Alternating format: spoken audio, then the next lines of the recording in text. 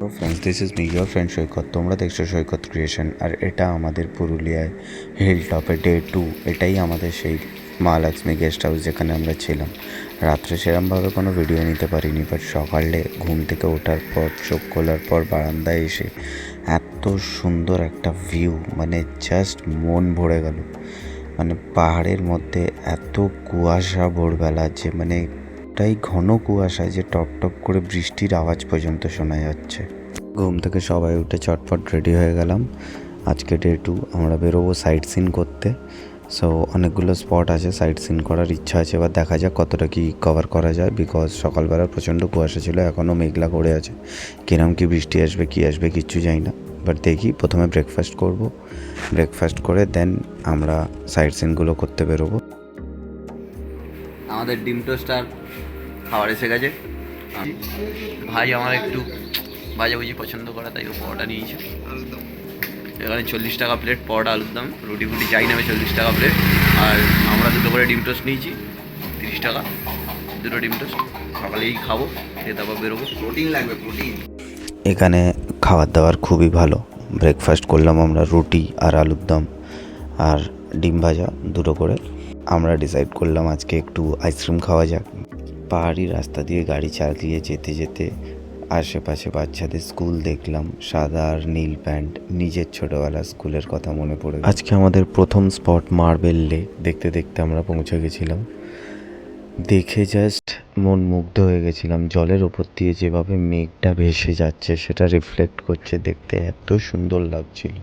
মানে আমাদের mother nature যে এতটা বিউটিফুল, মানে এত সুন্দর মার্বেল লেকটা দেখতে।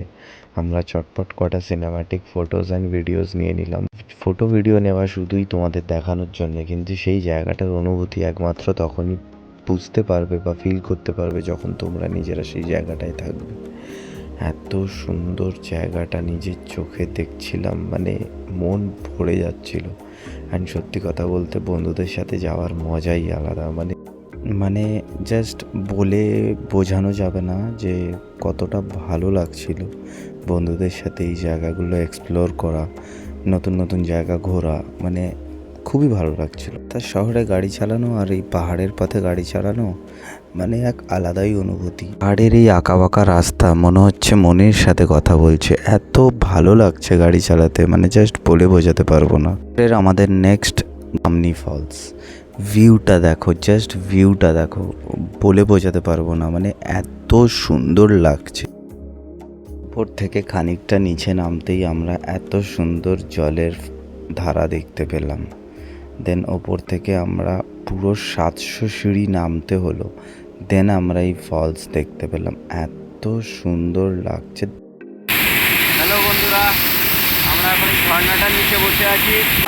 দারুণ হাওয়া দিচ্ছে, দেখতেই পাচ্ছ, দারুণ ভিউ। অযোধ্যা পাহাড়ে এসে এত সুন্দর ভিউ পাবো আমি ভাবিনি। মনে হচ্ছে আমি ঝর্ণার মধ্যে চান করছি, কিন্তু এখন যেহেতু জ্যাকেট প্যাকেট পরে আছি বলে আমরা চান করতে পারছি না। দেখো কি সুন্দর লাগছে।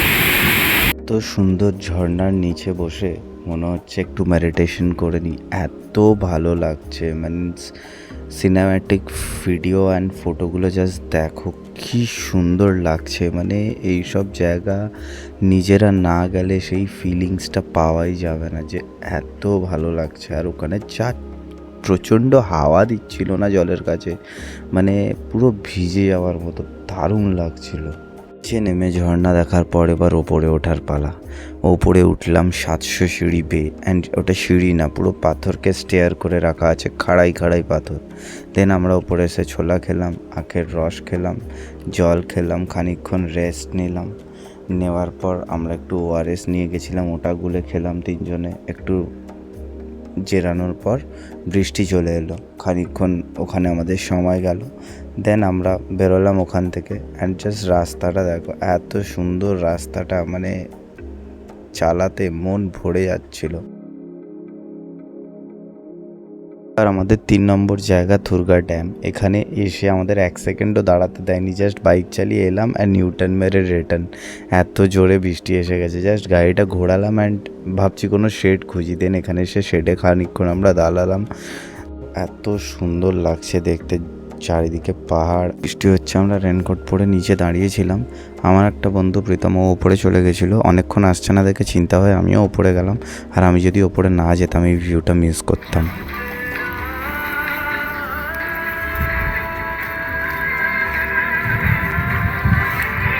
এসে আমরা একটা রাম মন্দির পেলাম, ভগবানের দর্শন করে প্রণাম করলাম। খুব সুন্দর মন্দিরটা ছিল। বন্ধুরা দেখো আমরা এখন পাহাড়ের ওপরে কি করছি জানি না, বাট খুব ভালো লাগছে। বৃষ্টি পড়ছে, কিন্তু এক এমন মজা যেটা বলে বোঝাতে পারবো না। বৃষ্টি পড়ছে, রেনকোট পরে আছি, ভিজছি না কিন্তু ভেজার মজা নিচ্ছি। জীবনে অদ্ভুত আনন্দ পেলাম আজকে আমরা। ভিজছি না কিন্তু ভেজার মজা পাচ্ছি। রেনকোট পরে ভিজে দেখো তোমরা, এই মজাটা পাবে। কিন্তু এটা তখনই পাবে যখন পেছনে এত সুন্দর পাহাড় থাকবে। এত সুন্দর পাহাড়, ওই দূরে দেখতে পাচ্ছ একটা ঝর্ণা আসছে, আর এত সুন্দর ভিউ। দেখো কত সুন্দর ভিউটা, এর মজা আলাদাই। আর সেখানে সাথে একটা যদি এরকম বন্ধু থাকে যার সাথে সুখ দুঃখের গল্প করা যায়, আলাদাই মজা। গল্প করছিলাম অনেকক্ষণ ধরে, কারণ অনেক বৃষ্টি হচ্ছিল। আমাদের একটা বন্ধু এখন নিচে দাঁড়িয়ে, এখন আমরা নিচে যাই। একটা জিনিস সাজেস্ট করছি, কারোর জীবনে তোমাদের যদি দুঃখ থেকে থাকে, শুধু একবার এই জায়গাটা এসো, এসে আর স্পেশালি মনসুন সিজনে এসে শুধু ভিউটা দেখো, তারপরেই কমেন্ট করে জানানো কেমন লাগে। তখন দুপুর গড়িয়ে সন্ধে হতে যায়, বৃষ্টিতে আমরা অনেকক্ষণ দাঁড়িয়েছিলাম। দেখো আমরা এখন খেতে এসেছি দুপুরবেলা, কিন্তু কিছু করার নেই, এত বৃষ্টি হচ্ছিলো, সময়টা অনেক চলে গেছে। আমার খুব খিদে পেয়েছে, কাছাকাছি একটা জায়গায় খাবার পেয়েছি। এই এরিয়াতে একটাই দোকান, আর কোনো দোকান নেই, তাই এখানেই খেতে হচ্ছে। বুঝতেই পারছো পাহাড়ে উঠলে যেসব প্রবলেম হয়। বাট আজকের খাবার খুব সুন্দর। দেখো ভাত ডাল সবজি ডিম, ভেজ থালি আর দুটো করে ডিম ভাজা নিয়েছিলাম। খাবার মোটামুটি ছিল। আমরা এখন কাকুর পোড়া মনের মতো একটা চপ দিয়েছে, মাছের বড়া, সেটা দিয়ে খাচ্ছি। খাওয়ার দাওয়ার খুব সুন্দর খেতে।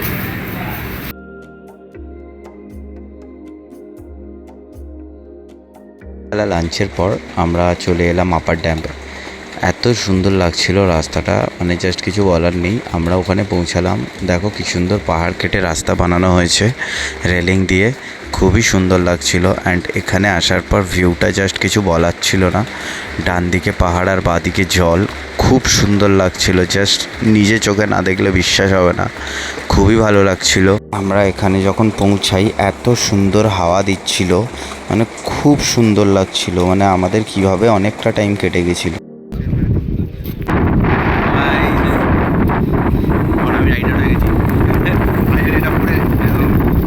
হ্যাঁ হেভি গাড়ি চালাচ্ছে, গাড়ি স্পিড কি ও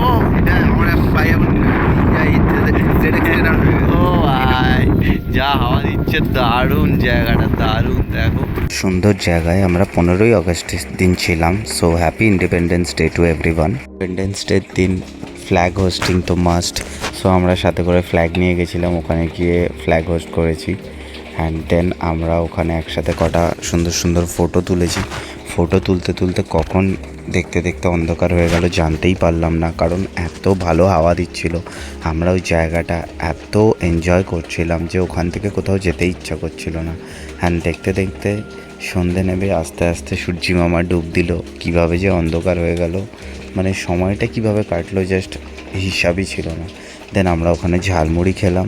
এখানে ঝালমুড়ি খাওয়ার পর এবার আমাদের বাড়ি ফেরার পালা। বাড়ি ফেরা বলতে গেস্ট হাউসে ফেরার পালা। সো এই ড্যামের ওপর দিয়ে আমরা গাড়ি চালিয়ে যাব। রাত্রিবেলার ভিউটা তোমরা দেখো, খুবই সুন্দর লাগছে। অ্যান্ড তোমাদের বলে দিই, এটার নিচে ইলেকট্রিসিটি জেনারেট হয়। আপার ড্যাম থেকে লোয়ার ড্যামে জলটাকে একটা পাইপের থ্রুতে নিয়ে যাওয়া হয়, থ্রু আন্ডারগ্রাউন্ড। অ্যান্ড টোটালি যেই লাইট দেখছো ড্যামের মধ্যে, টোটালি সোলার প্যানেলে চলছে। এর ওপর অনেকটা এরিয়াতে সোলার প্যানেল পেছানো ছিল, জলের ওপরে ভাসছিল। এইভাবেই এখানে ইলেকট্রিসিটি জেনারেট করা হয়। দেখতে দেখতে সারাদিনটা কেটে গেল। এবার আমাদের বাড়ি ফেরার পালা। বাড়ি ফিরছি, দেখতে দেখতে কীভাবে সারাদিনটা কেটে গেল বোঝাই গেল না। এত সুন্দর সুন্দর জায়গা দেখলাম। অ্যান্ড রাস্তাটা দেখো, এত ভালো লাগছে। আর এটাই ড্যামের রাস্তাটা শেষ হলো, এরপরে পাহাড়ি রাস্তা, গাড়ির লাইট ছাড়া আর কোনো লাইট নেই। বাট রাস্তা খুবই সুন্দর, খুবই সেফ, কোনো অসুবিধা হয়নি গাড়ি চালাতে। নিজেদের রুম ছেড়ে পুরো হোটেলই কিনে নিয়েছি আজকে আমরা। পুরো ব্যালকানিতে এখানে টেবিল লাগিয়েছি। আজকে ভাই বলছে আমার প্রোটিন ইনটেক চাই, প্রোটিন ইনটেক বলে ভাই পুরো 4 পিস চিনি নিয়ে একাই মনে করে ওই জন্য কাউকে চিনি না, আজকে প্রোটিন ইনটেক করবো বলে ভাই চিনি নিয়ে এনেছি। তার সাথে ভাই বললো তার সাথে ডালটা কেন যাবে, তাই তড়কাও নিয়ে এলাম। আর ভাই তো আমার পরোটা লাভার, কিছু বলার নেই। সকালে পরোটা রাজদার পরোটা থেকে ভাই আমার ইন্সপায়ার হয়ে পরোটা খাচ্ছে। তো এখন আমরা পরোটা তড়কা, এখন খুব ঘুম পেয়েছে, জোর করে খাচ্ছে, বুঝতে পেরেছি খেয়ে ভাই। আমরা এখন রাত্রিবেলা নাইট ওয়াকে বেরিয়েছি, খাওয়া দাওয়া হয়ে গেছে, আগে পার্টি করেছি, চিকেন ফিকেন খেয়েছি। তো এই দেখো এই সেই গুণ যে রাত 11টা, মানে পাহাড়ে 11টা মানে আমাদের ওখানে 3-4টেও হতে পারে, প্রচণ্ড অন্ধকার। এখানটা আমাদের একটুখানি আলো আছে যেখানে আমি ভিডিওটা বানাতে পারছি। আমার পিছনে দেখতে পাচ্ছ টোটালি অন্ধকার, ওই অন্ধকার দিয়ে আমরা হেঁটে হেঁটে আসছিলাম। কিচ্ছু নেই, কিচ্ছু মানে আমি জানি যে এখানে এইভাবে অন্ধকারে বেরোনোটা সেফ না, একটা নতুন জায়গায় এসে কাউকে চিনি না, জানি না, টোটালি অন্ধকারে এইভাবে বেরিয়ে যাওয়া। বাট সত্যি কথা বলতে নর্মাল কেউ তো ভাববে না, কিন্তু এই সব পাগলা টাইপের বন্ধু থাকলে ঠিক তোমাকে ভুলভাল ভুজুং ভাজুং দিয়ে নিয়ে চলে আসবে, এসে বলবে সবাই আমাদের সাথে হাঁট। আজকে খেয়েছি, দাবিয়ে খেয়েছি, চিকেন তড়কা ফড়কা সব খাওয়া হয়েছে। তো এত কিছু খাওয়ার পর লাস্টে দইও ছিল হজমের জন্য। তো এত কিছু খাওয়ার পর আমরা ভাবলাম, ও বললো যথারীতি ভাই একটু হেঁটে আসা ভালো। তো আমি ভাবলাম চলো, দৈনন্দিন জীবনে কলকাতা শহরে আমাদের তো এই শরীরচর্চাটা হয়ে ওঠে না, তাই ভাবলাম পাহাড়ে এসে টাইম আছে হাতে। কারণ কলকাতায় বাড়িতে থাকলে যে যার নিজের জায়গায় তো অনেক কাজ থাকে, রাত্রে আর হয়ে ওঠে না।